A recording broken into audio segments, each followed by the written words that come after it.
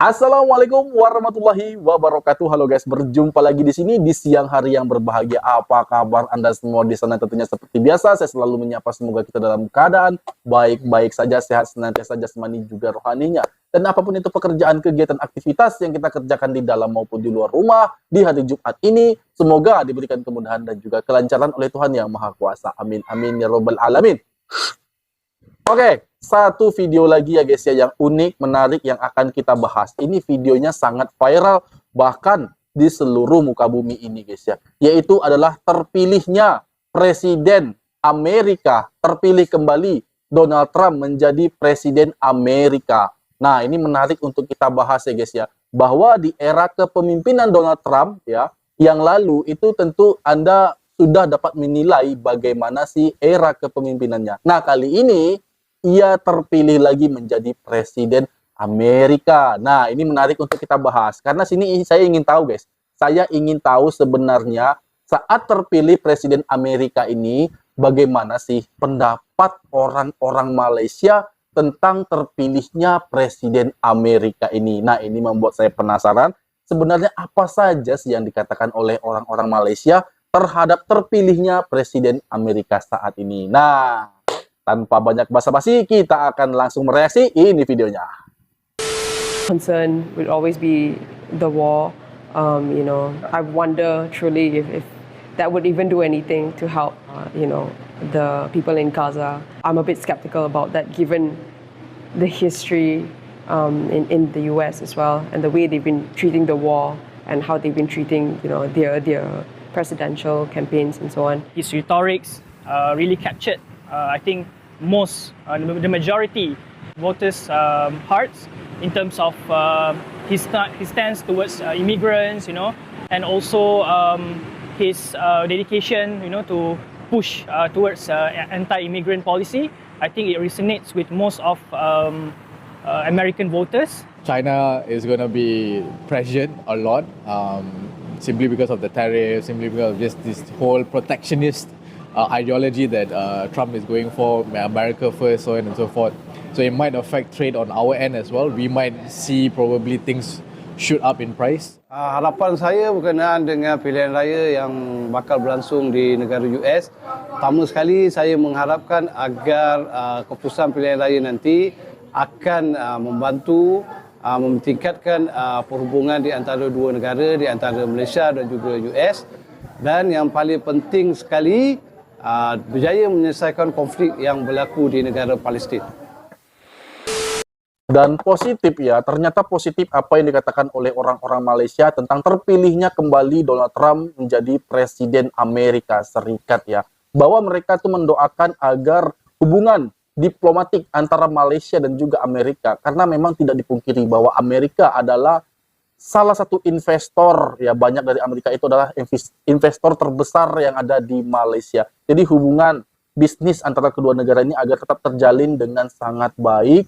Dan juga yang lebih pentingnya adalah bagaimana antara konflik yang terjadi ya di Timur Tengah itu antara Palestina dan juga Israel dapat diredam dan juga dapat diselesaikan dengan cara-cara yang damai.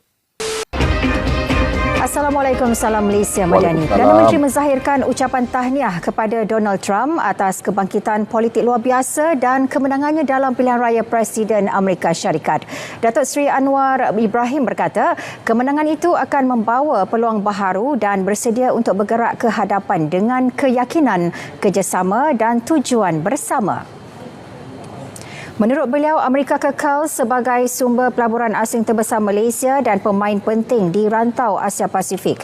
Sebagai pengerusi ASEAN pada 2025, Malaysia berharap Amerika akan menyemarakkan lagi perlibatannya dengan Asia Tenggara selain turut menggesa Amerika untuk menggunakan pengaruhnya yang besar untuk membantu menamatkan keganasan dan kehilangan nyawa di Palestin dan Ukraine. Beliau berharap Malaysia dapat bekerjasama rapat dengan Presiden Trump bagi memupuk manfaat bersama rakyat kedua-dua negara. Nah guys ya, ini kan lagi-lagi terkait tentang kerjasama antara kedua negara. Ini hubungan baik antara Malaysia dan juga Amerika. Bisnisnya juga baik-baik saja guys ya. Bahwa lagi-lagi saya katakan ya, Malaysia ini mengakui bahwa investor terbesar di Malaysia saat ini adalah dari negara dari negara Amerika Serikat. Dan juga Amerika Serikat ini adalah satu negara yang sangat adikuasa dan juga berpengaruh di Asia Pasifik. Makanya hubungan kerjasama antara kedua negara ini memang telah dijalin sudah sangat lama dan ini memberi dampak atau impact positif bagi negara masing-masing. Kita lihat Malaysia sekarang, betapa besar pembangunannya dan banyak sekali perusahaan-perusahaan yang melabur di sana guys, apalagi perusahaan-perusahaan besar ya. Aku tahu kamu pasti penasaran dengan apa yang sebenarnya terjadi di balik kemenangan Donald Trump dalam pemilu Amerika Serikat 2024. Ternyata, salah satu faktor kunci yang membuatnya kembali terpilih adalah dukungan kuat dari komunitas Muslim Amerika. Ya, kamu nggak salah dengar. Dalam pidato kemenangan yang menggemparkan, Trump dengan tegas menyebutkan bahwa suara Muslim adalah bagian dari alasan dia kembali menjadi presiden ke-47 Amerika Serikat. Ada semua orang di sini, termasuk Muslim Amerika, kata Trump, menunjukkan keberagaman yang ikut membawa dirinya kembali ke Gedung Putih. Tapi, apa sih yang membuat komunitas Muslim memilih Trump, padahal dia dikenal sering bersikap kontroversial terhadap dunia Muslim? Dewan Hubungan Amerika Islam memberi penjelasan. Mereka mengungkapkan bahwa Trump berjanji akan mengakhiri konflik di Gaza, sebuah isu yang sangat sensitif bagi banyak orang Muslim. Bahkan mereka menegaskan bahwa mayoritas Muslim Amerika tak ingin melihat lebih banyak konflik dan fanatisme. Jadi, meski kebijakan luar negeri Trump sebelumnya sering dinilai keras, kali ini dia mendapat dukungan karena janji perdamaian yang lebih realistis. Menariknya, reaksi dari Partai Demokrat juga ikut mempengaruhi hasil pemilu ini. Kamala Harris yang mewakili Demokrat justru gagal memenangkan hati banyak Muslim Amerika setelah tetap mendukung kebijakan Israel yang dianggap sebagai bentuk pembiaran terhadap kekejaman di Gaza. Kekalahan Kamala ini pun semakin jelas terasa di negara-negara dengan populasi Muslim yang besar seperti Michigan. Di sini, komunitas Arab dan Muslim tak segan-segan menilai sikap Demokrat yang mereka anggap berpihak pada Israel. Meskipun mereka menginginkan solusi damai yang lebih adil. Bahkan di kalangan aktivis, ada pernyataan menarik, itu bukan salah kami, mereka yang gagal mendengarkan kami. Ini menambah rasa kecewa terhadap Partai Demokrat yang dianggap tak sensitif terhadap isu-isu penting bagi Muslim Amerika. Di sisi lain, meski kemenangan Trump terlihat jelas dengan 295 suara elektoral berbanding 226 milik Kamala, banyak yang masih bertanya-tanya apakah ini akan membawa perubahan yang lebih baik bagi negara, dan yang lebih penting, apakah Trump akan benar-benar memenuhi janji perdamaian yang telah disuarakan selama kampanye. Dan satu hal yang pasti, pemilu ini telah membuka babak baru dalam hubungan politik Amerika Serikat dengan komunitas Muslim. Dan kita semua hanya bisa menunggu apa yang akan terjadi selanjutnya. Satu lagi, jangan lupa follow agar kalian tidak ketinggalan berita terbaru lainnya dari kami. Kamala Harris dari Partai Demokrat pun tidak berdaya guys, kalah di pemilu ini yang dimenangkan oleh Donald Trump. Itu akibat dari lebih mendorong atau mensupport pihak Israel untuk menginvasi Gaza. Nah, orang Amerika itu kan banyak orang Muslim, banyak juga orang Islam, walaupun bukan orang Islam saja, tapi orang Kristen di Amerika pun banyak yang mendukung kemerdekaan Gaza. Banyak sekali ya, termasuk orang-orang Muslim yang ada di sana. Apalagi mereka ya guys ya.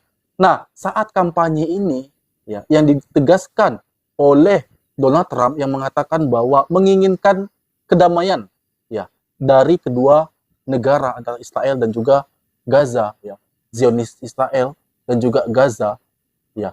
Untuk kedamaian ini ya, itulah yang dikemukakan, ya, dikampanyekan oleh Donald Trump. Tapi kita nggak tahu apakah kampanyenya ini benar-benar akan terrealisasi atau realistiskah nanti yang dia lakukan.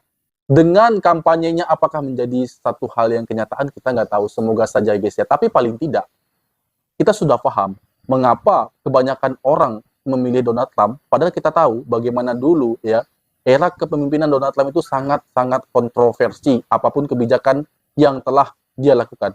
Tapi sekarang malah orang Islam banyak memilih ya presiden ini guys, Donald Trump, karena dia tahu bahwa lawan dari Donald Trump ini adalah orang-orang pemihak Israel ya.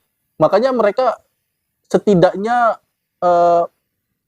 menaruh harapan besar kepada Donald Trump, walaupun dulu dia sangat kontroversi, setidaknya dia punya janji-janji untuk perdamaian antara Israel dan juga Gaza. Seperti itu guys kalau saya menilai.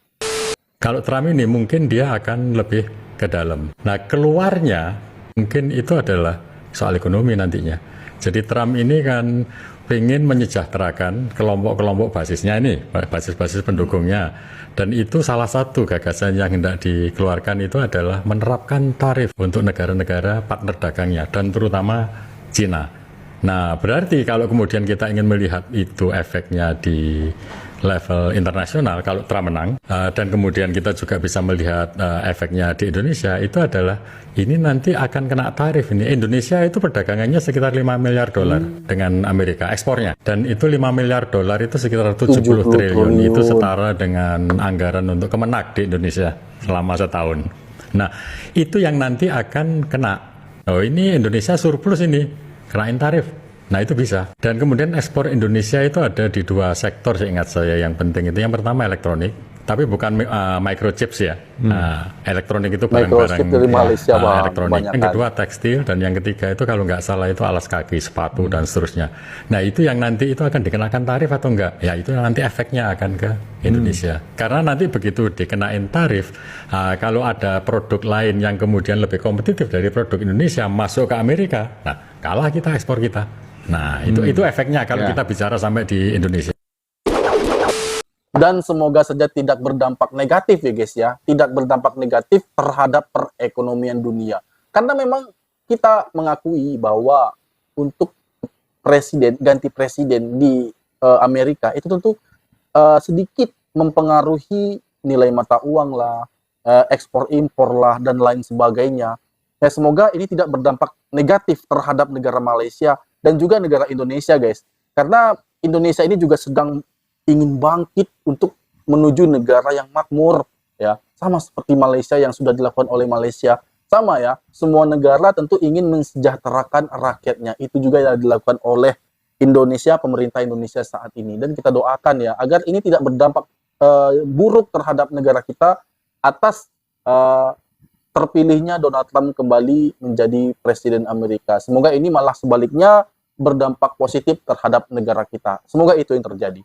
Dan itu tadi guys video dari aku. Semoga video ini bermanfaat bagi kita semua dan aku mohon diri. Mohon maaf jika ada kesalahan kata, kesalahan sikap pada Anda semua mohon dimaafkan. Dan aku akhiri. Assalamualaikum warahmatullahi wabarakatuh.